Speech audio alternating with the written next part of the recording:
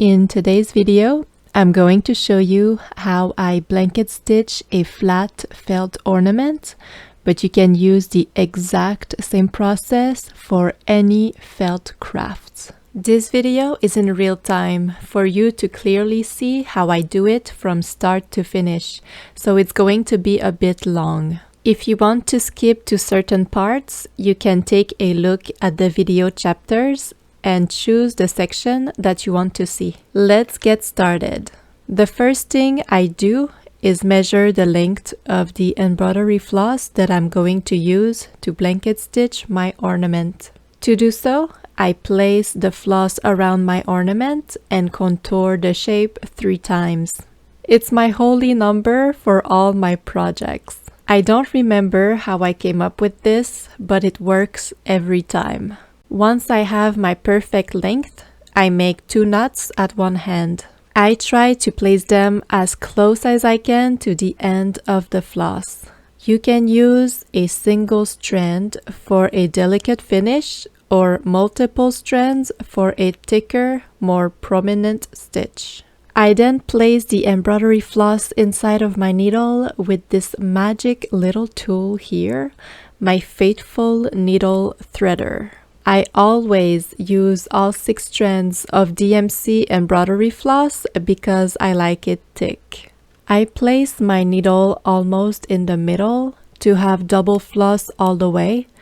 At the end, I leave a small single floss part to have some room to work. I can always adjust the length if I need as I go. To close this ornament, I need to attach these 2 pieces together. I have a front side and I have a back side. To start my blanket stitch, I'll start on the back side on the left corner. I make sure to start on the inside side so that the knot won't be visible. I go through the fabric and place the tail of floss centered in the middle. I then place the front side on top. I make sure it's on the good side. One side looks better than the other. I don't know if you can tell on camera. It needs to be perfectly aligned with the back side. I go through the fabric with my needle at the exact same place, aligned with the knot. I go through the front and then the back. On the back, I like to place my needle on the left side of the knot. This will create a loop. I then pass the needle under this loop, pull on the floss, and I have a first stitch.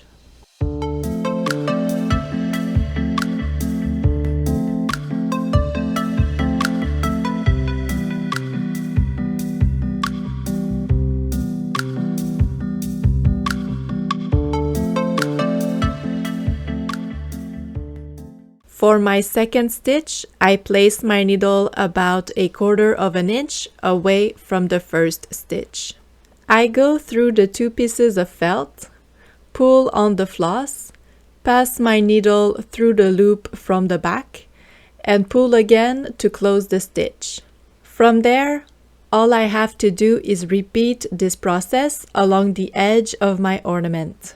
Keep in mind that the distance between each stitch should be the same for your work to be uniform. Go through the felt, pull, come back through the loop, pull, close. Always make sure that the front and back pieces are aligned before each stitch. Same distance, go through the felt, pull, come back through the loop, pull, close. Same distance, go through the felt, pull, come back through the loop, pull, and close.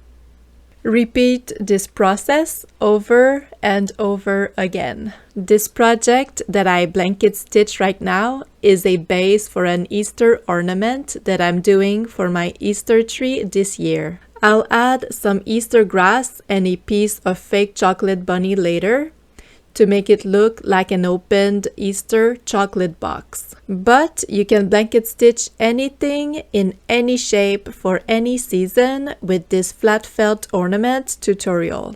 You could make some flat autumn leaves for fall, Christmas cookies during the holidays season, and lovely hearts for Valentine's Day. My ornament is a rectangle, but you could make a circle, a heart, a star, a square, or any specific design. The sky is the limit. I'm making ornaments, but you could also make play sets for children with felt food for their mini kitchen to play pretend. You could make cookies, sandwiches, and hamburgers with cheese slices, tomato slices, lettuce, onion, pickles, and stack them together. You could also make decorative banners with letters separated in a specific shape. For example, Happy Halloween written in white inside of black and orange triangles, alternating the colors with each letter. There is just no end to what you can make with felt and the blanket stitch. I hope that this can inspire you to create some amazing pieces of decor or toys for your kids.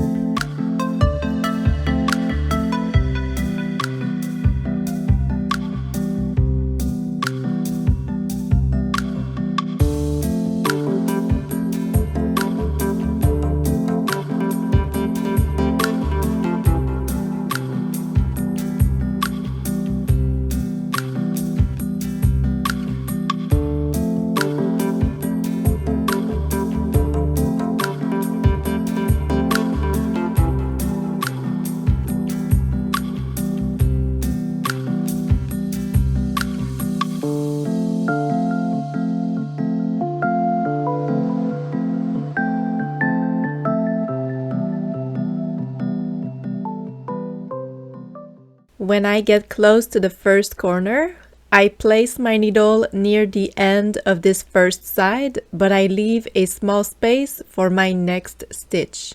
When I turn my work to do the second side, I place my first stitch right on top of the last one so that they are aligned. The reason why I like to keep my embroidery floss as short as possible is that it is too easy to get it all tangled together when pulling. I hate to have a big knot that I have to undo. Not fun. When I close this corner, I want the embroidery floss to be between my two pieces of felt, the front and the back. It is just more beautiful aesthetically, and the shape of the corner looks more defined this way.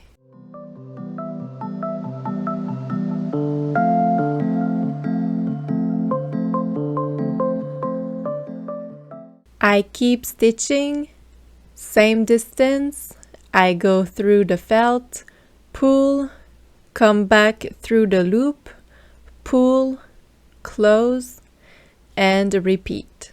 Since I am working with 6 strands with my white DMC embroidery floss, once in a while some strands will come out of my stitches.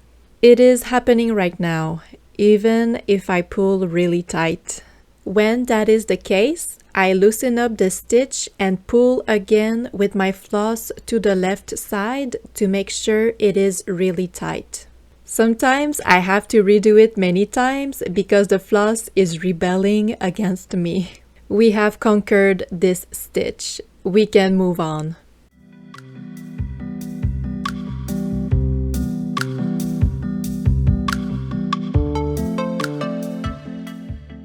No, not again.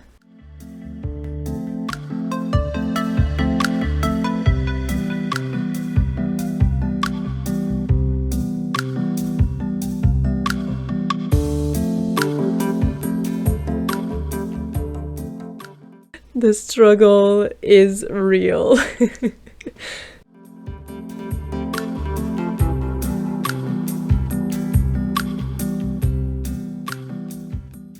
When I get close to the hanging loop, I try to visualize in advance where my stitches will be. I need to place a stitch as close as I can to the left side of the hanging loop and another to the right side. If I know where those stitches will be, I can distance my stitches equally in my head. I plan them in advance to have my work uniform. You can open your work to see exactly where the hanging loop is positioned inside of the ornament. This way, you'll know exactly where you need to stitch. It should be right about here.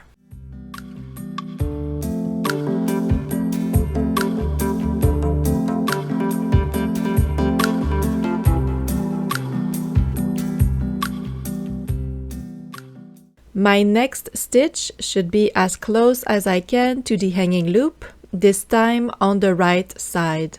I can open my work once again to see the perfect spot for my stitch.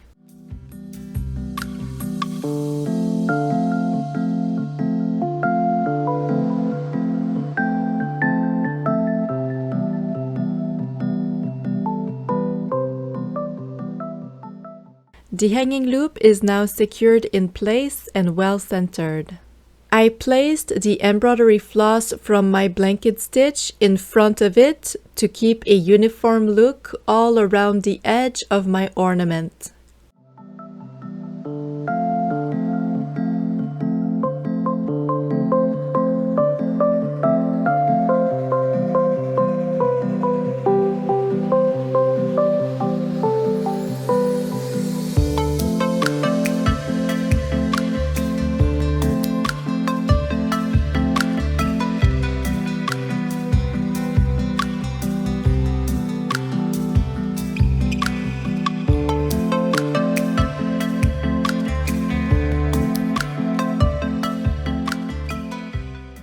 I am now at the second corner, doing the same thing as the previous one.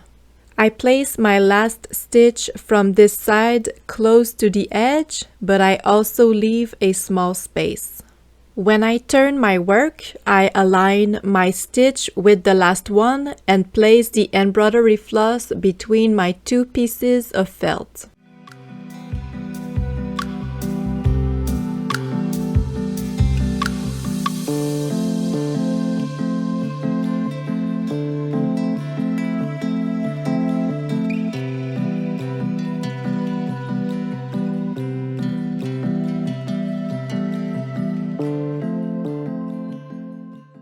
At this point, I have blanket stitched half of my ornament with these two sides.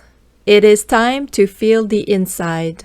Since I'm making a flat ornament, I'm using a piece of cardboard. It is slightly smaller than my piece of felt for it to fit inside. I open my work and slowly push it to the sides.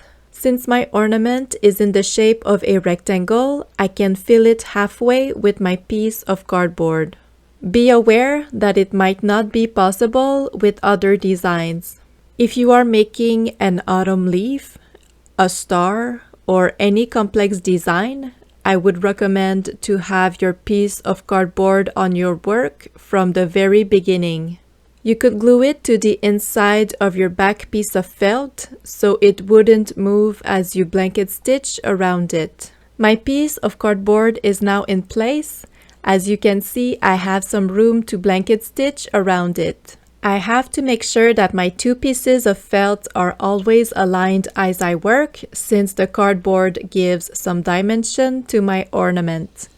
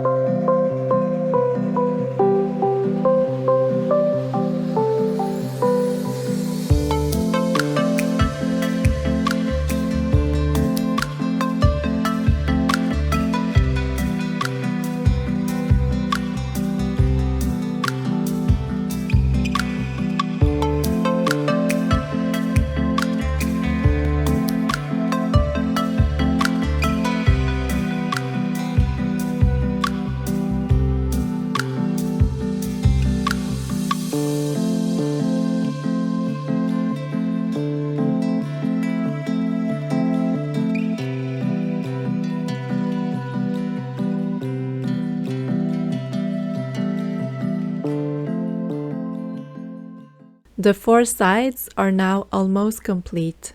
To close the ornament, I'm going back to my first stitch on the last corner. My first stitch is now my last stitch. I place my needle precisely at the same spot, making sure it is also coming out at the back from the same angle. This last stitch completes the blanket stitch for this ornament. The only thing left to do is to secure everything in place. I am making a knot by passing my needle under the embroidery floss next to my last stitch. I pull on the floss until I have a loop. I place my needle in this loop and pull on the floss from the opposite direction.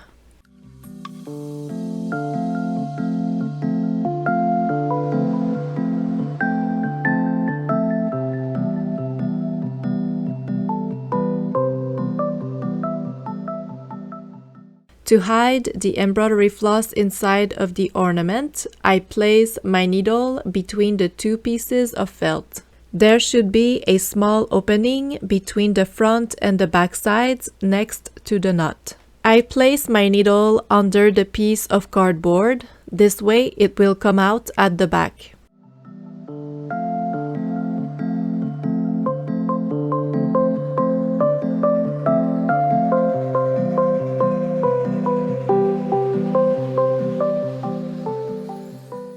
I push it all the way out and pull on the embroidery floss. As I pull, the knot and floss get inside of the ornament so they won't be visible from the side. To cut the excess of embroidery floss, I pull really tight to make sure that the floss is not coming out from the back.